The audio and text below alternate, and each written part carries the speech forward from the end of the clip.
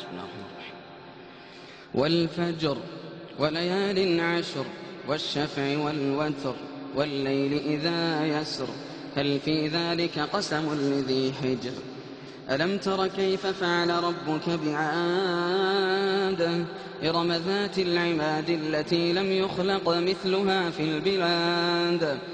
وثمود الذين جابوا الصخر بالواد وفرعون ذي الأوتاد الذين طغوا في البلاد فأكثروا فيها الفساد فصب عليهم ربك سوط عذاب إن ربك لبالمرصاد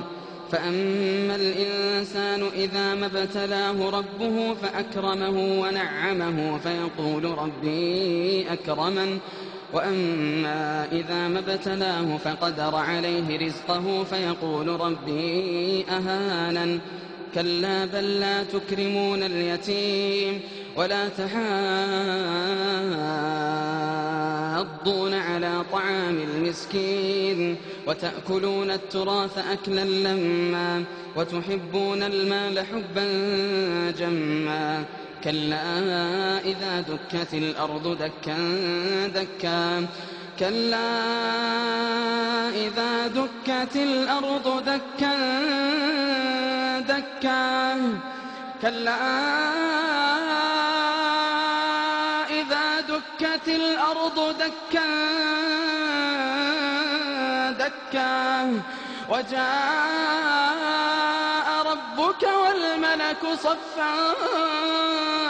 صفا وجيء يومئذ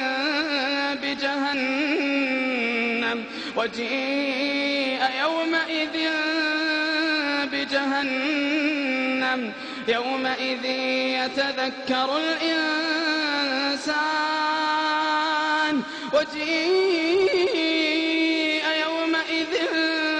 بجهنم يومئذ يتذكر الإنسان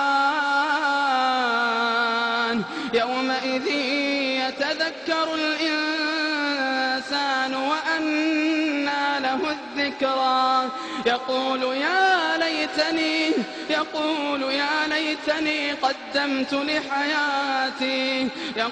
يا ليتني قدمت لحياتي فيومئذ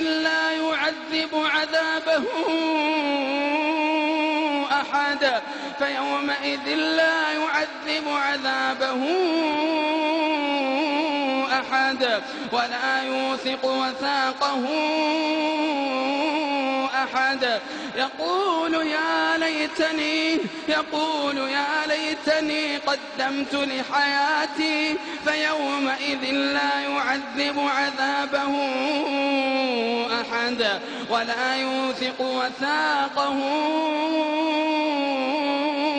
أحد يا أيتها النفس المطمئنة ارجعي إلى ربك راضية مرضية فادخلي في عبادي وادخلي جنتي.